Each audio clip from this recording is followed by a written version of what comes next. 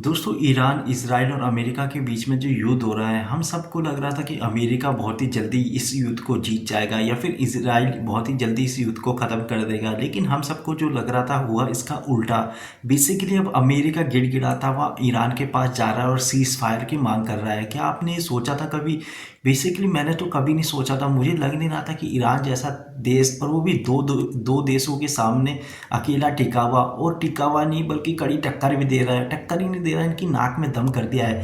पहले तो यहाँ पे डोनाल्ड ट्रंप कल परसों कह रहा था कि 48 घंटे का मैंने ईरान को अल्टीमेटम दे दिया है कि अगर ये स्टेट ऑफ हार्मोस ओपन नहीं करेगा तो मैं इसकी बत्ती बना दूंगा।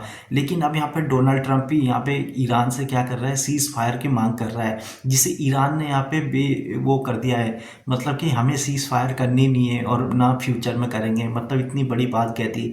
उन्होंने कहा हमें ट्रम्प से कोई बात नहीं करनी और ना फ्यूचर में कभी करेंगे, लड़ाई हमें जारी रखनी है, ये ईरान ने कहा है। और ट्रम्प यहाँ पे सीज फायर की मांग कर रहा है। फिर ट्रम्प यहाँ पे कह रहा है कि 5 दिन तक हम उन पर कोई अटैक नहीं करेंगे। हम चाहते हैं हम भी यही करें और वो भी ना करें। तो मतलब ये हो क्या रहा है, हम जो सोच रहे थे तो उसका उल्टा हो रहा है। अब अमेरिका हारने में लगा हुआ है, अमेरिका की फटके चार हो रही है। मतलब ऐसा क्यों हो रहा है?